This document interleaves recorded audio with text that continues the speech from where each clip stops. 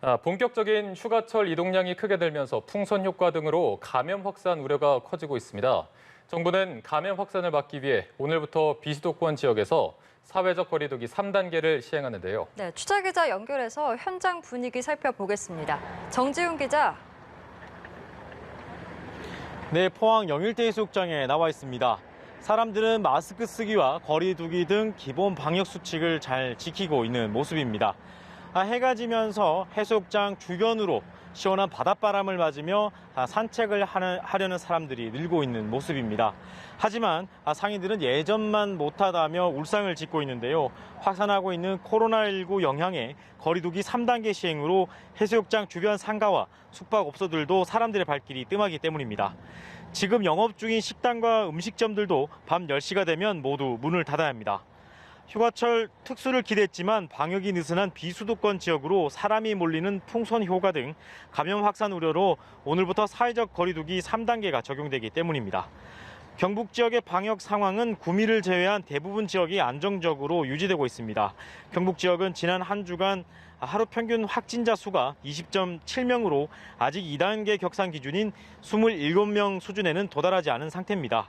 다만 휴가철을 맞아 전국적으로 이동량이 증가하고 있고 전국 확진자 중 비수도권 감염 비율이 40% 안팎까지 치솟는 등 우려가 큽니다. 거리두기 3단계가 시작되면서 사적 모임은 4명까지만 할 수 있습니다. 관광지 등의 숙박시설도 전 객실의 75%까지만 손님을 받을 수 있고 유흥시설과 노래연습장 등은 밤 10시 이후 집합이 금지됩니다. 또 해수욕장과 공원, 휴양지 등과 같이 사람들이 많이 모이는 곳에서 야간 음주와 취식 행위도 금지됩니다.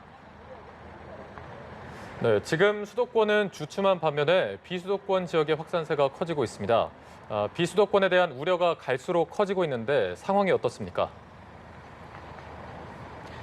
네, 사회적 거리두기 4단계를 적용한 대전시의 경우 서울과 비슷한 수준의 주간 발생률을 보이고 있습니다. 주간 발생률은 인구 10만 명당 환자 발생률을 뜻하는데요. 서울이 4.8명을 기록했는데 대전이 4.7을 기록 중입니다. 대전에선 지난 한 주 동안 매일 약 70명의 감염자가 나왔습니다. 최근 대전의 확산세를 주도하고 있는 태권도장 관련 누적 확진자는 200명을 넘어섰습니다. 확산세가 커짐에 따라 대전시는 오늘부터 다음 달 8일까지 사회적 거리두기 4단계를 시행합니다. 이에 따라 오후 6시 이후 사적 모임은 2명까지만 할 수 있고 유흥주점과 단란주점, 헌팅포차 등 유흥시설은 영업이 전면 금지됩니다. 사흘 만에 확진자 수가 다시 100명대로 늘어난 부산은 사회적 거리두기 3단계를 유지하고 있습니다. 지난 21일부터 유흥시설과 노래연습장의 24시간 영업 금지 등 오히려 4단계보다 더 강화된 3단계를 시행하고 있다는 게 부산시의 설명입니다. 시는 다음 달 1일까지 예정된 거리두기 3단계를 다음 달 8일까지 연장 운영하기로 했습니다.